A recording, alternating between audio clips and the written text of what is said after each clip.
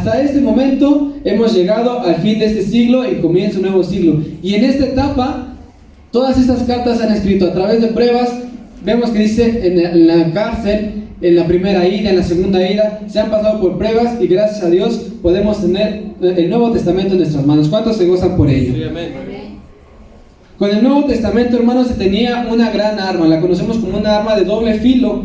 Había una frase muy famosa, hermano, que se decía en esos tiempos, y se decía: al que venciere. ¿Al que qué? Venciere. Al que venciere, ahora podrá vencer, porque tenía la palabra. Porque con las escrituras Jesús venció a ¿quién? A Satanás, al diablo, al enemigo. No desperdiciemos este regalo que tenemos tan hermoso, que es la palabra de nuestro Dios, hermano. Sí, amén. Y comenzamos con este nuevo capítulo que se llama La iglesia en su periodo de amargura. Para introducir un poquito sobre este tema, quiero hablarles un poquito sobre la amargura. La amargura viene del griego del Nuevo Testamento, que significa punzar. Su raíz hebrea agrega la idea de que es algo pesado. El uso en el griego clásico revela el concepto de algo fuerte. Entonces, uniendo estas partes, la amargura es algo fuerte y pesado que punza y hasta lo más profundo del corazón. Esa es la amargura. Algo pesado es algo fuerte que punza hasta lo más profundo de nuestro corazón, hermano. La amargura es una angustia crónica del alma que lleva a una persona a sentirse triste, desanimado y en constantes ventas desesperado. Es sufrir decepción y creer que no existe una esperanza. No sé si alguien aquí ha sentido alguna vez alguna amargura. ¿Lo hemos sentido? ¿Qué tal se siente? ¿Bonito o feo? Es feo, ¿verdad? Porque se siente hasta lo más profundo y no sabemos cómo quitarlo.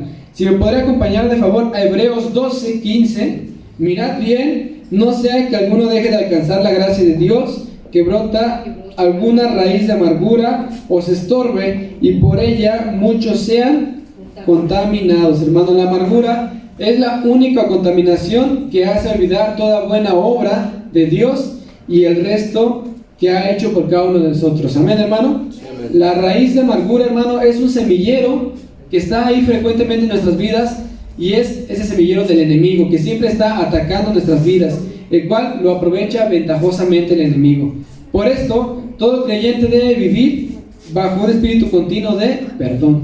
Debemos de perdonar, tener en nuestras vidas el perdón para que la amargura salga de nosotros. Si la amargura no se trata a tiempo, hermano, va a evolucionar de la siguiente manera. Primero, crece. La amargura crece en nuestras vidas. Después se va acumulando en nuestro corazón, en nuestra alma, en nuestro espíritu, y llega el momento que madura.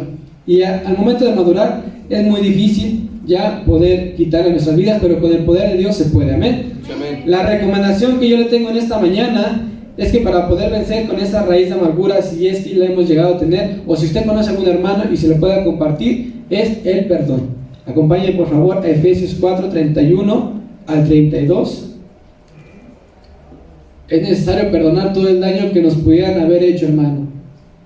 Efesios 4:31, está aquí en el proyector, dice: quítense de vosotros toda ¿qué? Amargura. Toda amargura. Empieza el versículo con la amargura. Todo enojo, ira, gritería y maledicencia, y toda malicia. 32. Antes sed benignos unos con otros, misericordiosos. ¿Por qué? Perdonándonos Unos a otros, como Dios también os perdonó a vosotros en Cristo. Nuestro mejor ejemplo es nuestro Señor Jesucristo, así que hay que perdonar toda falla que nos haya hecho algún hermano, algún familiar. Hay que perdonar para que esa raíz de amargura salga de nuestras vidas. Y en este tiempo, regresando a la lección, fue un periodo de amargura muy, muy grande que tuvo la iglesia. Pero, ¿usted sabe cuáles fueron los motivos por qué sufrió la iglesia esto? ¿No lo sabe? Pues a continuación nos lo va a dar nuestro hermano Josué. Dios le bendiga, hermano. Dice así la palabra de Dios: y escribe al ángel de la iglesia en Esmirna, el primero y el postrero, el que estuvo muerto y vivió, dice esto: yo conozco tus obras y tu tribulación y tu pobreza, pero tú eres rico, y la blasfemia de los que se dicen ser judíos y no lo son, sino sinagoga de Satanás. No temas en nada lo que vas a padecer. He aquí el diablo echará a algunos de ustedes en la cárcel para que seáis probados, y tendréis tribulación por 10 días. Sé fiel hasta la muerte, y yo te daré la corona de la vida. El que tiene oído, oiga lo que el Espíritu dice a las iglesias. El que venciere no sufrirá daño de la segunda muerte. Historia de la Iglesia de Cristo, hermano, lección número 8, en su periodo de amargura. A partir de esta lección número 8 vamos a abordar el segundo y tercer siglo de la Iglesia cristiana en el tiempo de la humanidad. De la lección 1 a la 7 fue el primer siglo, los primeros 100 años. A partir de esta lección, la 8 en adelante, será el segundo y tercer siglo de la Iglesia cristiana. Y entonces en el reloj profético del libro de Apocalipsis continúa la Iglesia de Esmirna. Primer siglo fue la Iglesia de Éfeso, segundo y tercer siglo será la Iglesia en Esmirna. Esta es una iglesia, hermano, que no recibe ninguna reprensión de parte de Cristo, como si recuerda lo hizo con Éfeso, que le dijo, pero tengo pocas cosas contra ti. Esta iglesia Esmirna no recibe esa parte. No decimos que nunca se habrán equivocado, porque eso es imposible. No decimos que ellos sean perfectos, porque no es así. Pero no está dicho la frase, tengo contra ti esto. Y eso nos da una idea, hermano, de que esta iglesia desempeñó una tremenda labor, tanto en la ciudad de Esmirna como en el tiempo segundo y tercer siglo que se estaba viviendo. ¿Cuál fue el contexto del imperio romano? Porque recuerde que Roma dominaba en ese tiempo, del siglo II y siglo III. Primeramente, Roma sigue dominando ampliamente el mundo. En el siglo II y siglo III Roma sigue dominando, pero ya comienza a tener ciertas revueltas graves internas que van a dar el resultado que al final, tiempo después, Roma se va a diluir. En el siglo II y siglo III de la era después de Cristo, hermano, surgen grandes políticos. Por ejemplo, Marco Aurelio es un gran emperador que tuvo el imperio romano. También hay grandes científicos que surgen en esta época del siglo II y del siglo III. Por ejemplo, Claudio Ptolomeo, que fue un gran geógrafo. También en este siglo II y siglo III hay grandes inventos. Por ejemplo, el papel ya surge en esta época. Entonces podemos ver que es un tiempo importante hablando en cuestión de la humanidad. Y hablando específicamente de Esmirna, yo le pido a mi hermano que nos proyecte primeramente el primer mapa que va a aparecer. Ahí podemos ver Esmirna. Ya vimos primero Éfeso, que recuerde, vamos a irlas estudiando como aparecen en la palabra de Dios, que tienen una cronología profética, pero también una sucesión geográfica. Primero fue Éfeso y siguiente es Esmirna. Esta es una ciudad, hermano, que todas las ciudades que veremos estuvieron en la antigua provincia de Asia Menor. Recuerde, es una provincia y hoy esa provincia es el país de Turquía. Esmirna se ubicaba a 60 kilómetros de Éfeso, es decir, entre la primera y la segunda iglesia de Éfeso a Esmirna hay tan solo 60 kilómetros de diferencia. No es mucho en proporciones de distancia. Esmirna era una ciudad marítima que transportaba principalmente mirra, y esto va a ser importante porque tiene que ver en relación con el título, la lección, lo de amargura. Usted sabe que la mirra significa esto. Fue uno de los 3 regalos que los magos le hicieron a nuestro Señor. Y esta mirra de Esmirna se transportaba principalmente al país de Egipto. Esmirna, hermano, es una ciudad muy antigua. Fue fundada hace más de 5,000 años. Pocas ciudades de lo que hoy día conocemos en el mundo tienen 5,000 años como Esmirna. Un dato curioso, hermano, es que en esta ciudad de Esmirna nació un gran personaje de la literatura universal, Homero. Por ejemplo, usted conoce a Homero, que es el autor de la Ilíada y la Odisea, 2 de las grandes obras en la literatura. El nombre actual, si usted se mete a buscar, quiero saber acerca más de Esmirna, usted la puede encontrar como Izmir. Se parece mucho el nombre, ¿sí? Por cuestión de traducción, Izmir, pero en realidad el nombre de Esmirna sigue permaneciendo. Esmirna es la tercera ciudad más importante de lo que hoy conocemos como Turquía. Solamente está detrás de Estambul y la capital, que se llama Ankara.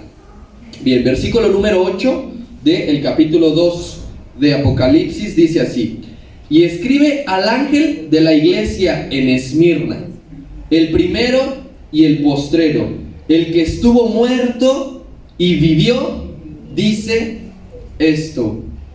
Dios siempre, hermano, busca la forma de hablarnos lo más claramente posible a nuestra vida. Si usted abre la palabra de Dios todos los días, encontrará que Dios nos habla y siempre lo relaciona con algo que hayamos vivido, algo que conozcamos, algo que sepamos, algo que nos guste, para que sea más fácil de que nosotros lo entendamos. Trata de decirnos y enseñarnos algo para que nosotros lo relacionemos con algo. Ese fue el mismo caso que sucedió con Esmirna. Notemos la última frase del versículo 8 que dice, después de los dos puntos, el primero y el postrero. Atención aquí, el que estuvo muerto y vivió, dice esto. El que estuvo muerto y vivió. ¿Por qué? Porque Esmirna, hermano, fue una ciudad destruida. Esmirna, en la época antigua, antes de Cristo, fue una ciudad que acabó destruida. Fue declarada muerta por 3 sucesos que acontecieron que casi la desaparecen en su totalidad.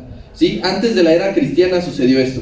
Primer suceso que ocurre en la ciudad de Esmirna, que casi la mata, fue un megaterremoto. De esos grandes terremotos que hubo antes de la era moderna, casi desaparece por completo la ciudad. Segundo suceso que casi desaparece la ciudad fue que un imperio del reino de Libia la conquista y casi la destruye. Y tercer suceso que casi termina con Esmirna es otro ataque de otro imperio, esta vez de los persas. Entonces, esos 3 sucesos casi llegan a desaparecer la ciudad. Se le llegó a conocer a Esmirna como la ciudad que estuvo muerta. ¿Por qué? Porque en algún momento Esmirna solamente se redujo a un pequeño poblado donde solamente se encontraban y vivían algunas personas. Así que nuestro Señor relaciona eso que sucedió con Esmirna, de que casi estuvo desaparecida, que casi muere, y el Señor le dice, el que estuvo muerto y vivió también te está hablando, porque a mí me sucedió casi lo mismo. Cuando yo estaba en la cruz del Calvario, el diablo y la gente pensó que yo quedaría muerto para siempre, que yo quedaría colgado en la cruz, que yo quedaría enterrado en la tumba, que yo no existiría más. Pero he aquí, vivo para siempre, al igual que tú, le habló a Esmirna. Si a ti la gente te dio por muerta en algún momento, si a ti te quisieron desaparecer, conmigo quisieron hacer lo mismo. Por eso es que el Señor relaciona esta parte específicamente con esa ciudad. A ninguna otra ciudad, a ninguna otra iglesia le habla de esa misma manera. Entonces el Señor buscó la forma de llegar a través de un mensaje poderoso para esta ciudad. En esa ciudad, hermano, actualmente hay un total de 14 iglesias. Actualmente hicieron un conteo de creencias, de religiones, y se hallaron que en Esmirna hoy día hay 14 iglesias, a diferencia de Éfeso, donde hoy día no hay una sola iglesia cristiana. Ninguna iglesia se encuentra en la ciudad pasada en Éfeso, pero 14 hay en Esmirna. Y eso es bien importante, hermano. Eso es un hecho bien poderoso, que hoy día el cristianismo sigue siendo poderoso en la ciudad de Esmirna. La iglesia en Esmirna fue muy seguramente establecida por Pablo en su tercer viaje misionero. Vamos a comprobarlo en Hechos capítulo 19. Todo el capítulo 19 nos habla de cuando Pablo llega por primera vez a Éfeso. Y ya vimos que Esmirna está muy cerca de Éfeso. Y el versículo 22 dice de la siguiente manera: y enviando a Macedonia a 2 de que le ayudaban, Timoteo y Erasto, el segundo, él se quedó por algún tiempo, ¿en dónde? En Asia. Está hablando de la provincia de Asia Menor. Él se quedó por un tiempo ahí, y en ese tiempo se cree que le predicó a la iglesia de Esmirna. La historia bíblica nos va a indicar, hermano, que hubo un hombre llamado Policarpo. Y Policarpo fue discípulo del apóstol Juan, el mismo que escribe el Apocalipsis. Y Policarpo es quien pastorea en su época de apogeo a la iglesia en Esmirna. Y Policarpo termina muriendo, lo terminan matando, lo terminan asesinando en la hoguera por predicar, por pastorear en Esmirna. Así que, hermano, después de que nosotros ya vimos los primeros 100 años del cristianismo, vimos cómo se convirtió en un movimiento masivo. Alcanzaba multitud de almas todos los días, abarcaba ciudades enteras, pueblos completos, islas, no se escapaba del mensaje de salvación. El mensaje se predicaba en los mercados, se predicaba en los tianguis, donde había intercambio, en las plazas donde se juntaban las personas. Ahí ya había llegado el cristianismo. Entonces el Imperio Romano se comenzó a sentir muy amenazado, hermano, muy amenazado. Y es por eso que la respuesta del Imperio Romano fue la espada, fue comenzar a matar y a perseguir a los cristianos, como bien había profetizado el profeta Daniel. Recuerde usted, en la visión de las 4 bestias que tiene Daniel, ahí está profetizado que el Imperio Romano iba a comenzar a perseguir y a matar a el cristiano. Recuerde usted que en esta visión, en la 4ª bestia que corresponde a Roma, Daniel dice claramente que esta bestia devora, que esta bestia desmenuza, y que esta bestia, lo que no pudo devorar y lo que no pudo desmenuzar, con sus patas la iba a pisotear, la iba a aplastar. Entonces esto nos habla de que el cristianismo en esa época del dominio del Imperio Romano iba a sufrir grandemente. Por eso el título de En su periodo de amargura no tiene que ver con que la iglesia estoy amargado porque nadie me hace caso. Tiene que ver en un sentido de que se vivirían los días más dramáticos que vivió la iglesia cristiana en esa época. Así que, hermano, esta mañana le vengo a enseñar por qué sufrieron los cristianos en Esmirna, en ese tiempo, en esa época y en esa ciudad. Cosa que nosotros vamos a la par a relacionarlo con la actualidad. ¿Por qué sufrimos los cristianos hoy día? Que es lo mismo por lo cual sufrieron los cristianos de Esmirna. Primeramente, los cristianos de Esmirna sufrieron porque Esmirna era una ciudad muy relacionada, muy estrechamente con el Imperio Romano. Esmirna estaba muy apegada aún más que las otras ciudades con el imperio. Esmirna satisfacía en toda su totalidad las demandas del emperador. Si el emperador decía esto, Esmirna era de las ciudades que más prontamente obedecía. Hay ciudades, hermano, estratégicas para los gobiernos en todo el mundo.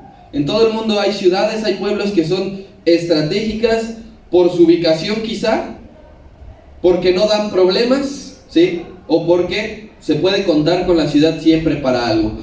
Mucho tiempo, por ejemplo, la Ciudad de México, o el DF, lo que se conocía como DF, sabía de antemano el PRD que podía contar con los votos, porque mucho tiempo el DF fue perredista, hasta que llegó este sexenio que cambió a Morena, pero durante muchos sexenios, muchos cambios de gobierno, el Distrito Federal era perredista por completo, algo así. Esmirna era de las ciudades consentidas para el Imperio Romano, porque Esmirna hacía todo lo que el imperio decía, aún más que otras ciudades.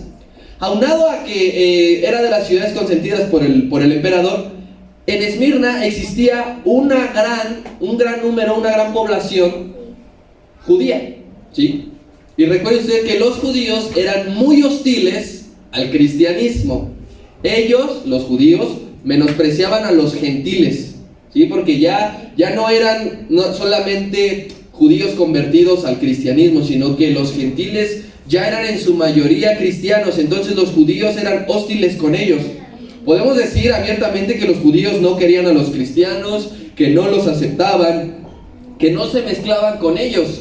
Si había reunión, los judíos estaban de un lado y los gentiles de otro. Y sucedió algo muy chistoso, ahora que es época de Juegos Olímpicos. Había una disciplina que era, me parece, judo, y a la final pasaron un israelí y un iraní. Y el iraní, al darse cuenta que iba a enfrentar al judío, prefirió perder por default, no presentarse a la competencia. Él dijo, antes de enfrentarme a un judío, a un hebreo, prefiero perder. Imagínense, ya la final. Algo así estaban haciendo los judíos con los cristianos, que los discriminaban de esa manera. Los judíos no aprobaban que la salvación y el llamado de Dios ya se había extendido a todas las razas y a todas las naciones. Por eso es que en principio los cristianos de Esmirna sufrieron mucho, porque el imperio tenía grandes demandas con la ciudad y porque ahí se encontraban gran número de contingentes de judíos. El imperio romano no tenía dificultades con el judaísmo. No representaba el judaísmo un problema para el imperio en la ciudad de Esmirna. No representaban una amenaza los judíos para los romanos. No eran una amenaza. Los judíos nunca sufrieron persecución de parte del imperio romano. Los consideraban y les daban chance y permiso con sus festividades, con sus costumbres y con sus leyes. Y si no, usted analice la historia cuando Cristo está siendo... En principio Pilatos quería librar al Señor Jesús en cierta medida, porque decía, es que yo no encuentro cómo castigar a este hombre, pero les dijo, pero yo no me voy a meter en problemas con ustedes hagan lo que quieran con él. ¿Qué quieren que suceda? Crucifíquenlo. Esa acción que hizo Pilatos con la gente judía de decir, pues ustedes qué quieren que haga con él, habla de una actitud bastante permisiva, de que eran lazos muy estrechos en relación el imperio y el judaísmo. Entonces los judíos no eran amenazados, ¿sí? Todo lo contrario a los cristianos, que sí estaban siendo perseguidos. Entonces imagínese usted a los cristianos que vivían en Esmirna. Por un lado tenían al imperio romano tras de ellos, y por otro lado tenían a los judíos que estaban siempre buscando la manera de ser hostiles con ellos. Esa es la primera gran cosa por qué el cristiano sufrió en Esmirna. Vamos a guardar ciertas proporciones en este caso que le voy a mencionar, y yo le dejaría la siguiente reflexión para que usted lo comparara un poco. Actualmente, el tiempo que usted lleva de vida, que ha conocido, que ha escuchado, ¿el gobierno alguna vez ha perseguido a los católicos? ¿Alguna vez usted ha escuchado que entran a las iglesias católicas la policía y agarran al cura, al sacerdote y se lo llevan? Incluso con casos demostrados de pederastia, ni siquiera los encarcelan, ni siquiera los enjuician. Entonces, ¿alguna vez han matado católicos por profesar su fe, por reproducirla en las reuniones, en las esquinas, por predicar? ¿Alguna vez han puesto algún tipo de trabas para los católicos que usted haya visto, que usted haya conocido? Sí, el movimiento católico, hermano, no representa ninguna amenaza. Los católicos no representan ninguna amenaza, porque ellos se adaptan a cualquier situación, a cualquier ley que el gobierno establezca, ¿sí? Los católicos disfrutan de ciertos privilegios gubernamentales, cosa que nosotros como cristianos no tenemos. Por eso le digo, guarde usted las proporciones entre judíos y católicos, pero vea la comparación y se parecen mucho, ¿sí? Los judíos eran masajeados por el imperio, podían hacer sus reuniones, seguir sus costumbres y sus leyes, lo mismo que hoy día disfrutan los católicos. No sufren persecución y ellos pueden hacer lo que quieran, el día que quieran, a la hora que quieran.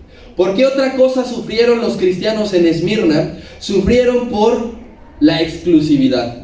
¿Y qué es esto? ¿Qué es esto de la exclusividad? Recordemos una cosa. Roma, hermano, el imperio romano fue el resultado de una serie de combinaciones culturales durante siglos. Roma es el resultado final de sumas culturales de otros imperios. Lo que usted ve en Roma pasó mucho tiempo antes en otros imperios. Por eso es que a veces los romanos se sienten muy privilegiados, pero ellos son el resultado de este, más da igual a Roma, siempre. Y pongamos el caso más específico, el árbol de Navidad. El árbol de Navidad es una práctica babilónica. Y hoy podemos ver que los romanos lo hacen de una manera tan orgullosa, como si de ellos hubiera nacido, cuando no es así. Primero fueron los babilonios, ¿sí?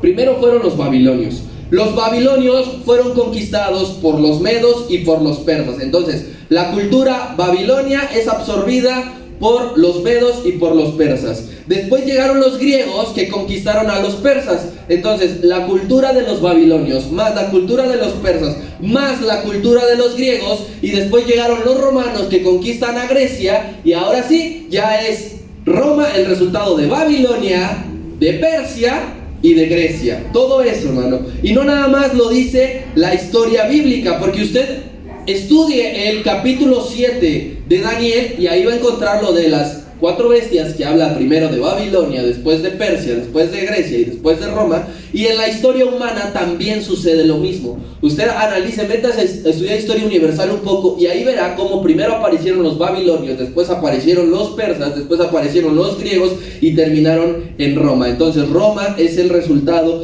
de una serie de combinaciones culturales.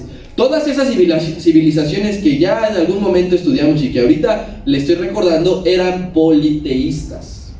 Tenían un sinfín de dioses. Se heredaban unos a otros los dioses por medio de las conquistas. Llegaban los persas, vieron los babilonios sus costumbres, sus creencias y adoptaron eso. Llegaron los griegos, conquistaron a los persas y aceptaron las creencias de los babilonios y de los persas. Llegaron los romanos y aceptaron las creencias de los babilonios, las deidades de los persas y de los griegos. En este tiempo, hermano, solamente cambia el nombre de alguna creencia, de algún, entre comillas, Dios, de alguna divinidad, pero sigue siendo lo mismo desde hace muchos siglos, desde hace muchos años. Y le pongo un ejemplo.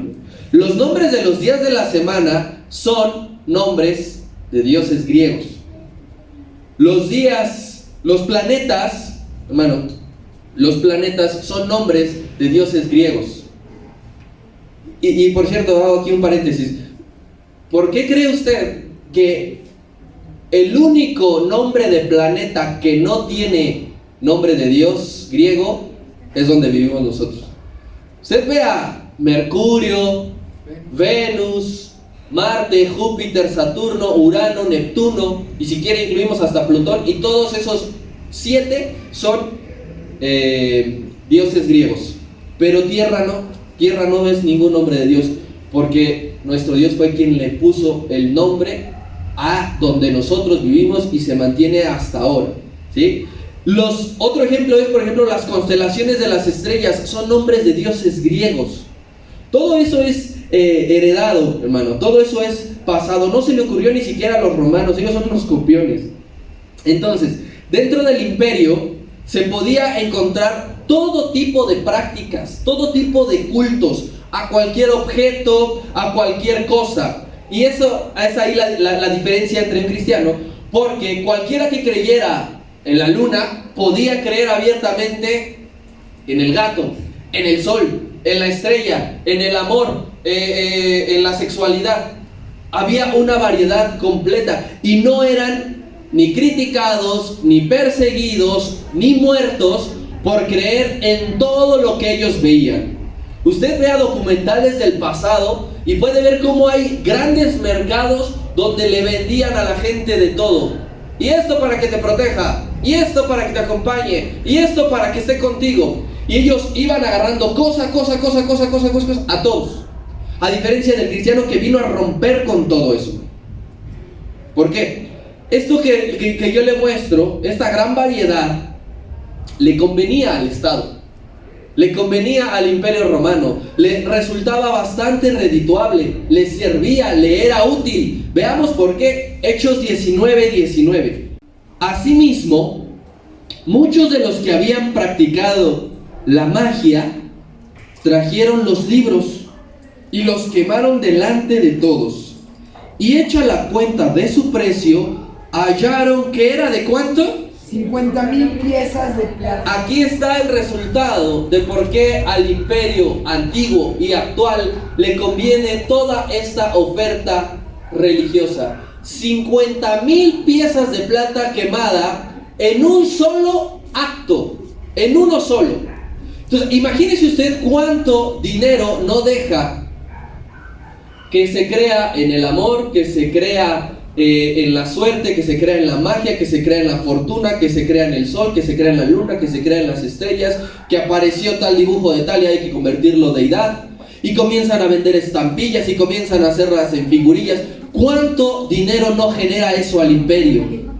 Por eso es que eso hasta ahorita a Roma no le había representado ningún problema. Empezaron a ver números y dijo, esto nos conviene. Pero aparecieron los cristianos que mostraban una deidad y una creencia y un dogma exclusivo, porque el cristiano no creía en nada de eso, el cristiano no consumía nada de eso, el cristiano no dejaba su dinero en nada de eso. Al contrario, empezaron a vender que el Dios Todopoderoso, empezaron a predicar que el único y sabio Dios no tiene figura, que es un espíritu que vive en tu corazón, que es capaz de cambiar. Y entonces el imperio empezó a decir, ¿y eso cómo lo podemos vender?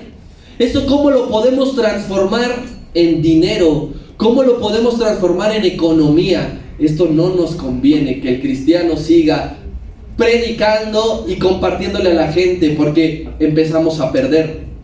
La doctrina cristiana, hermano, en su principio fundamental, rompía con el paradigma de la variedad religiosa.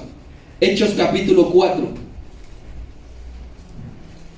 Hechos capítulo 4, versículo 12. ¿Por qué? ¿Por qué el cristianismo rompía con este paradigma, con esto que mostraban las otras religiones? 4:12 de Hechos dice así: porque en ningún otro hay salvación, porque no hay otro nombre debajo del cielo dado a los hombres en quien podamos ser salvos.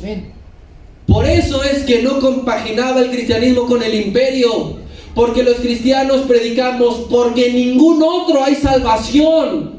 Porque puedes traer tú en tu cartera 5 estampillas de santos diferentes, pero en ninguno de esos hay salvación. Sin en cambio, en el Dios Todopoderoso, que no puedes ver, que no puedes tocar de momento, en Él encuentras la salvación de tu alma y de tu vida. En Él encuentras el transformar de tu mente y de tu corazón. Y el imperio empezó a sacar las garras. Primera de Timoteo 2:5. Y dice así: porque hay uno solo, exclusividad, hay uno solo, y también es un solo mediador entre Dios y los hombres, y tiene nombre, Jesucristo hombre. Los cristianos empezaron a sufrir por esa exclusividad, de que nosotros, ellos y nosotros decimos, solamente hay un Dios, solamente hay uno. ¿Sí? Los católicos creen en quién sabe cuántos santos, ¿sí? Los mormones y no sé cuántos más, que abren la baraja de su fe a todo lo que les vengan a vender, a todo lo que les vengan a presentar. Esto para que te cure de esto, este para que te cuide de esto, este para que te acompañe en esto, este para que te proteja de aquello. Cuando nosotros, desde que nuestro Señor Jesús nos encomendó, es solamente hay un Dios. Solamente hay uno, y es el único y verdadero Dios. En el cristianismo no hay politeísmo. En el cristianismo no existe la variedad. En el cristianismo no existe y no aplica la pluralidad religiosa. Fíjese, México es de los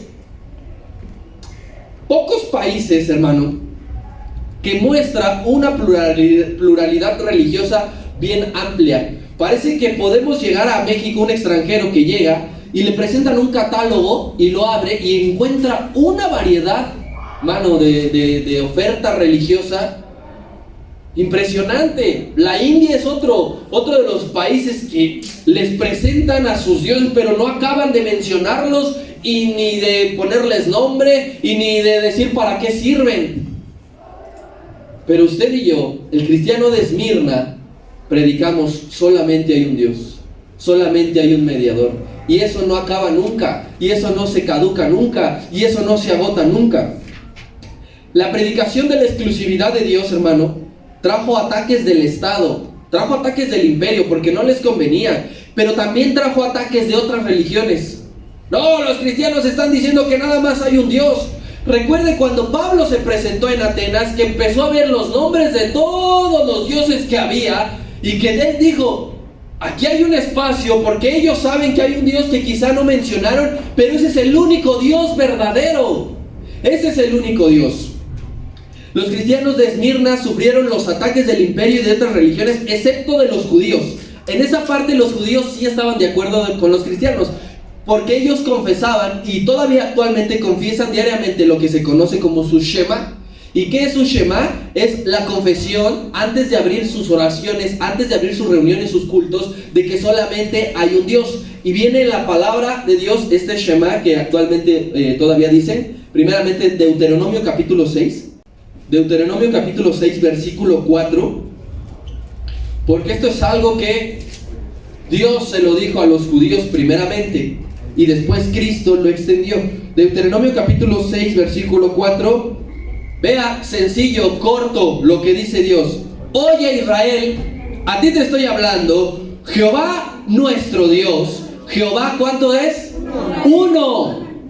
Este es su Shema. Ahora vayamos al Evangelio de Marcos capítulo 12.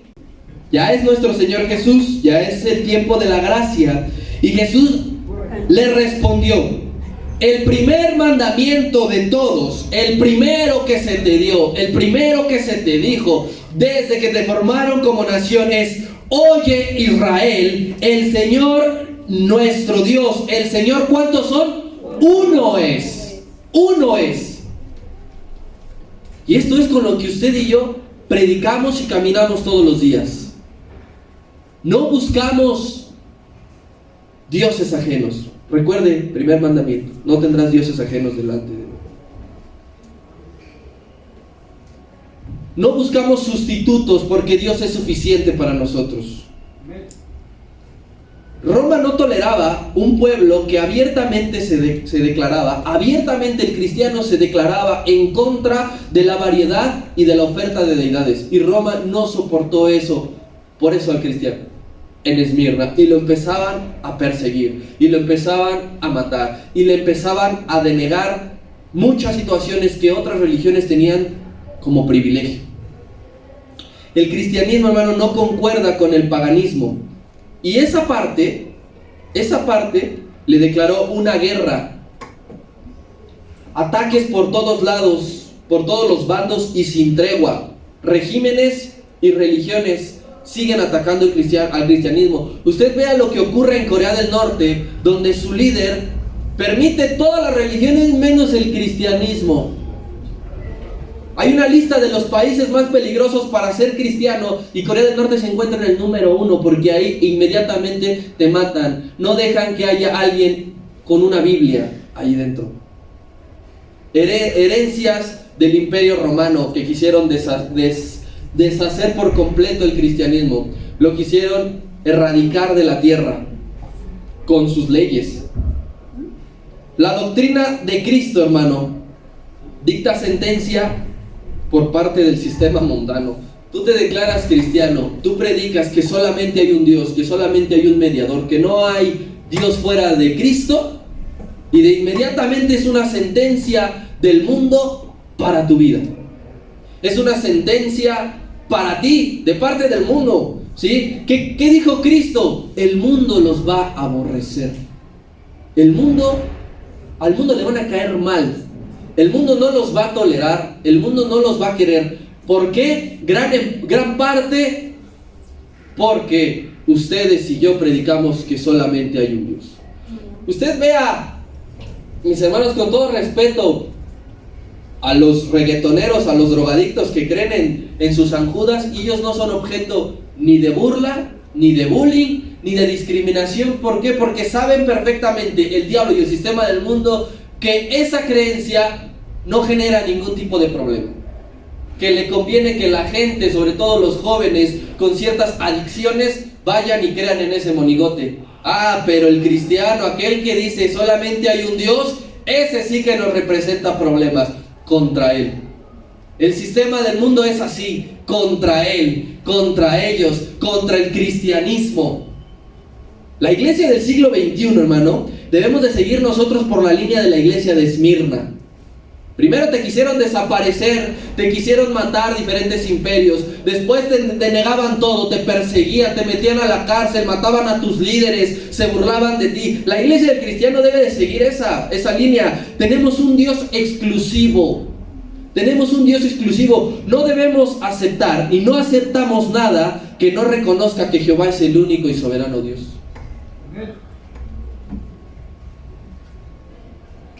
Por eso es que se inventó el famoso dicho: todos los caminos llevan a Roma, porque todo era aceptado en Roma, porque todo lo podías encontrar en Roma. Necesitabas esto, te sentías mal, ay, pues ahí en Roma hay un curandero, hay un brujo, que acá está el que te puede leer las cartas. Y empezaron a crear toda una oferta religiosa como nunca antes. Nosotros como cristianos, hermano, excluimos y tenemos en nada a los ídolos que se dicen Dios o santo. Los tenemos en nada. Nosotros los cristianos le negamos nuestra fe a esos ídolos.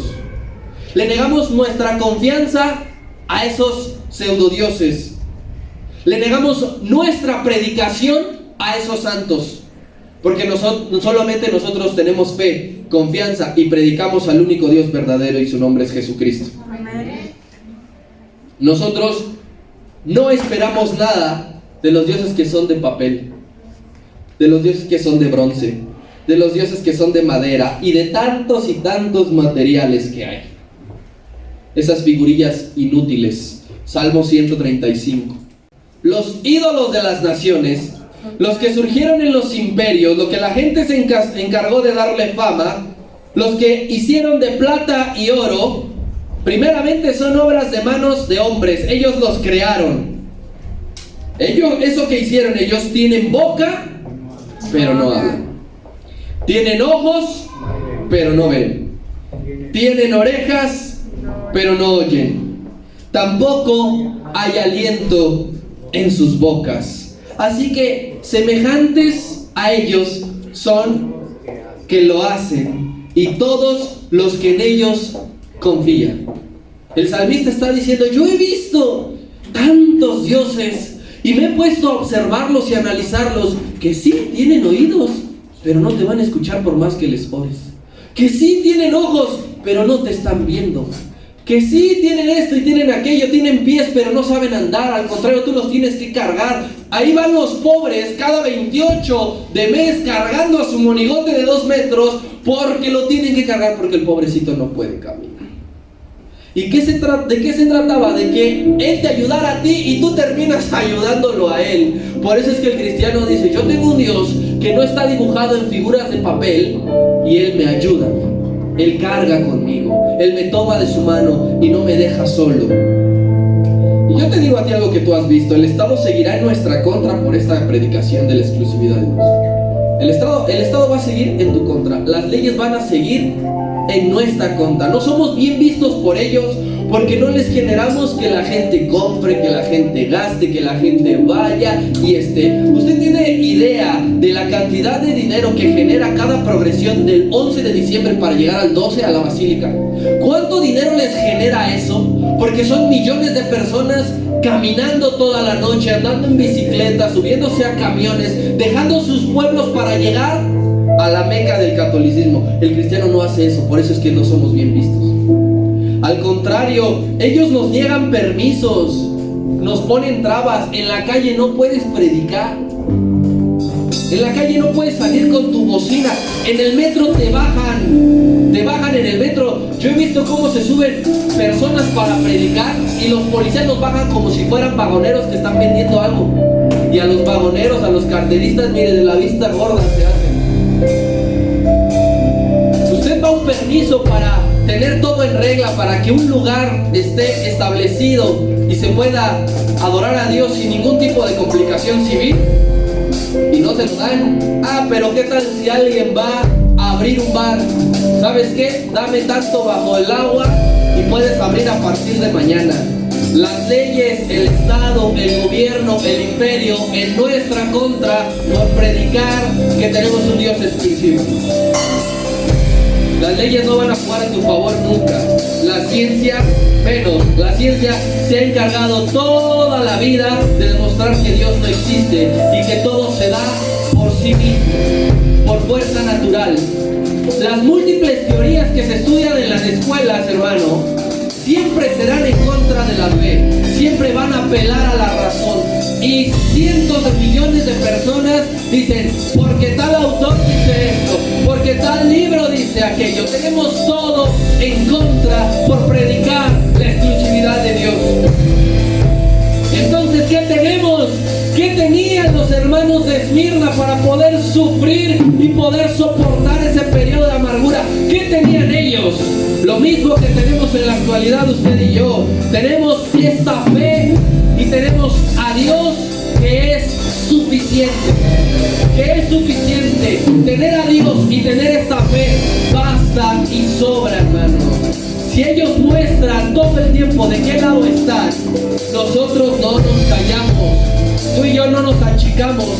Cuando enfrentemos periodos de amargura por persecución, por burla, por discriminación estatal, hermano, es cuando más debemos anunciar, es cuando más debemos de proclamar que solo Jesucristo es el camino, la verdad y la vida. ¿Quién está de acuerdo conmigo? Ponte de pie ahí, dale un aplauso fuerte a Dios. Deja tu Biblia a un lado. Vamos a comenzar a orar ahí desde esta mañana. Dios nos escucha en esta mañana, porque Él sabe que solamente creemos en Él y eso nos respalda.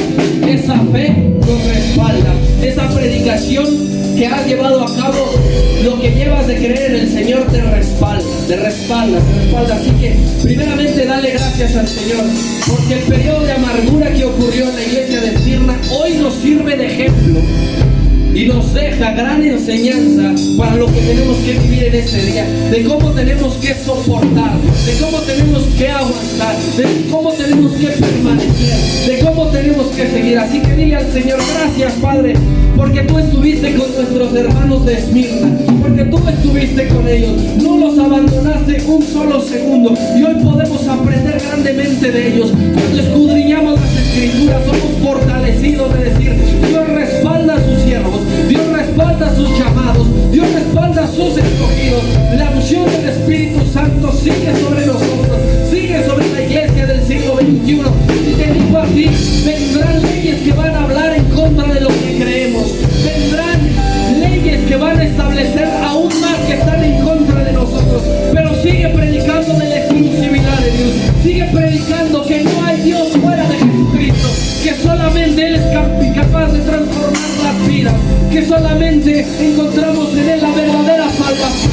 Y Cristo les dijo a la iglesia de Esmirna, la segunda muerte no podrá pasar y no depende de las leyes y del imperio y de los gobiernos. La primera muerte quizás sí, porque nos podrán matar, porque podrán venir a este lugar y sacarnos de las greñas quizás, pero la segunda muerte, dice Cristo, me corresponde a mí dictar sentencia.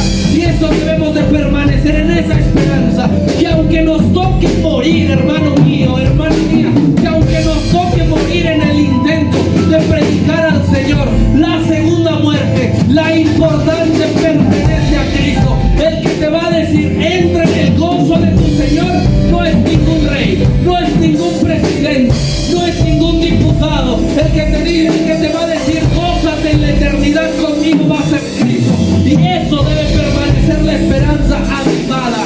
Así que dile ahí al Señor, que sea tu fuego el que sigue encendiendo en mí el predicar.